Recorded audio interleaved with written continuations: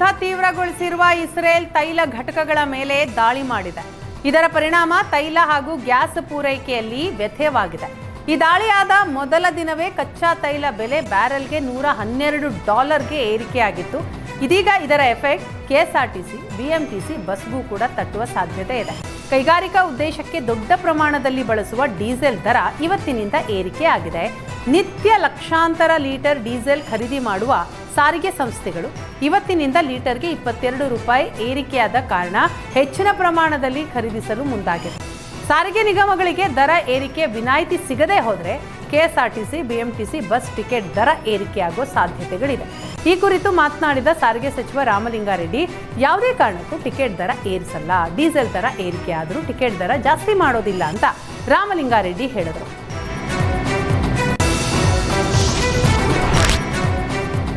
Iran ವಿರುದ್ಧದ America Israel ಸಂಘರ್ಷ 22ನೆಯ ದಿನಕ್ಕೆ ಕಾಲಿಟ್ಟಿದೆ. ಯುದ್ಧದ ಬಿಸಿ ಕಬಂಧ ಬಾಹುವಿನಂತೆ ವಿಶ್ವದೆಲ್ಲೆಡೆ ಚಾಚಿದೆ. ಇದೀಗ ಜನರಿಗೆ ತೈಲದ ಬೆಲೆ ಏರಿಕೆಯ ಬಿಸಿ ತಟ್ಟಿದ್ದು, ಕೊಪ್ಪಳದಲ್ಲಿಯೂ ಪೆಟ್ರೋಲ್ ಬೆಲೆ ಏರಿಕೆಯಿಂದ ಜನ ಕಂಗಾಲಾಗಿದ್ದಾರೆ. ಸ್ಪೀಡ್ ಪ್ರೀಮಿಯಂ ಪೆಟ್ರೋಲ್ ಬೆಲೆ ಏರಿಕೆ ಮಾಡಲಾಗಿದೆ. ನಿನ್ನೆ ಪ್ರತಿ ಲೀಟರ್ಗೆ ₹110 ಇದ್ದ ದರ ಇವತ್ತು ಪ್ರತಿ ಲೀಟರ್ ಪೆಟ್ರೋಲ್ಗೆ ₹113.27 ಆಗಿದೆ. ಕಳೆದ 2024ರ ಅಕ್ಟೋಬರ್ನಲ್ಲಿ ಸ್ಪೀಡ್ ಪೆಟ್ರೋಲ್ ದರ ಏರಿಕೆಯಾಗಿತ್ತು. ಇದೀಗ 1.5 ವರ್ಷದ ನಂತರ ದರ ಏರಿಕೆಯಾಗಿದೆ. ಇತ್ತ ವಾಹನ ಸವಾರರು ದರ ಏರಿಕೆಯಿಂದ ಕಂಗಾಲಾಗಿದ್ದಾರೆ. ಕೊಲ್ಲಿ ರಾಷ್ಟ್ರಗಳಲ್ಲಿ ನಡೀತಾ ಇರೋ ಯುದ್ಧದ ಪರಿಣಾಮ ಕೊಡಗು ಜಿಲ್ಲೆಯಲ್ಲೂ ಪ್ರೀಮಿಯಂ ಪೆಟ್ರೋಲ್ ದರ ಹೆಚ್ಚಳ ಮಾಡಲಾಗಿದೆ.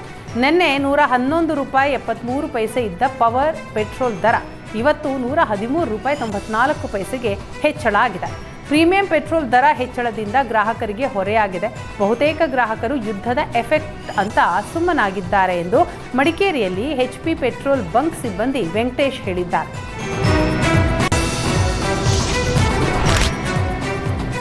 ಮಧ್ಯಪ್ರಾಚ್ಯ ತೈಲ ಯುದ್ಧದಿಂದ ಗ್ಯಾಸ್ ಬಿಕ್ಕಟ್ಟು ಸೃಷ್ಟಿಯಾಗಿದೆ. ಸಿಲಿಂಡರ್ ಸಿಗದೆ ಜನರು ತತ್ತರಿಸುವ ಹೊತ್ತಿನಲ್ಲೇ ಧಾರವಾಡದಲ್ಲಿ ಗ್ಯಾಸ್ ಸೋರಿಕೆಯಾಗಿ ಆತಂಕದ ವಾತಾವರಣ ನಿರ್ಮಾಣವಾಗಿದೆ. ಕಲಘಟಗಿಯ ಬಳಿ ರಾಷ್ಟ್ರೀಯ ಹೆದ್ದಾರಿಯಲ್ಲಿ ಘಟನೆ ನಡೆದಿದೆ. ನಿನ್ನೆಯಿಂದಲೇ LPG ಗ್ಯಾಸ್ ಹೊತ್ತ ವಾಹನದಿಂದ ಅಪಾರ ಪ್ರಮಾಣದಲ್ಲಿ ಗ್ಯಾಸ್ ಸೋರಿಕೆ ಆಗಿದೆ. ತಂಬೂರು ಕ್ರಾಸ್ ಬಳಿ ಗ್ಯಾಸ್ ಸೋರಿಕೆ ಹಿನ್ನೆಲೆ ವಾಹನ ಓಡಾಟದಲ್ಲಿ ರಸ್ತೆ ಸಂಚಾರ ಬದಲಾವಣೆ ಮಾಡಲಾಗಿದೆ. ಯಲ್ಲಾಪುರ ಕಡೆಯಿಂದ ಹುಬ್ಬಳ್ಳಿಗೆ ಬರುವ ವಾಹನಗಳ ಸಂಚಾರವು ಬದಲಾಯಿಸಲು ಸೂಚನೆ ನೀಡಿದ್ದಾರೆ. ಗ್ಯಾಸ್ ಸೋರಿಕೆ ಆಗ್ತಾ ಇರೋ ಕಾರಣದಿಂದ ಅನಾಹುತ ಆಗದಂತೆ ಮುನ್ನೆಚ್ಚರಿಕಾ ಕ್ರಮ ವಹಿಸಲಾಗಿದ್ದು, ಮತ್ತೊಂದು ಟ್ಯಾಂಕರ್ಗೆ ಗ್ಯಾಸ್ ಶಿಫ್ಟ್ ಮಾಡಲಾಯಿತು. ಸದ್ಯ ಅಗ್ನಿಶಾಮಕ ದಳ ಹಾಗೂ ಕಲಘಟಗಿ ಪೊಲೀಸರು ಸ್ಥಳದಲ್ಲಿ ಬೀಡು ಬಿಟ್ಟಿದ್ದಾರೆ. ವಿಶ್ವದೆಲ್ಲೆಡೆ ತಲೆದೋರಿರುವ ಗ್ಯಾಸ್ ಸಿಲಿಂಡರ್ ಸಮಸ್ಯೆ ಆಯುರ್ವೇದ ಚಿಕಿತ್ಸೆಗೂ ತಟ್ಟಿದೆ.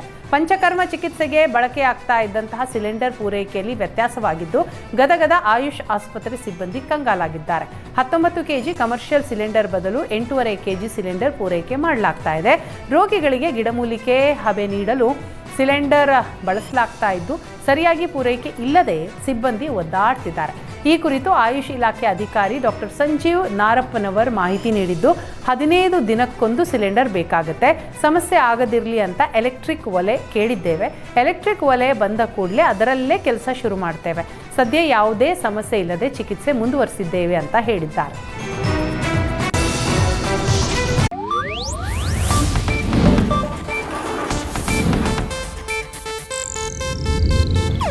ಇದು ಏಷ್ಯಾನೆಟ್ ನ್ಯೂಸ್ ನೆಟ್ವರ್ಕ್ ಪ್ರಸ್ತುತಿ.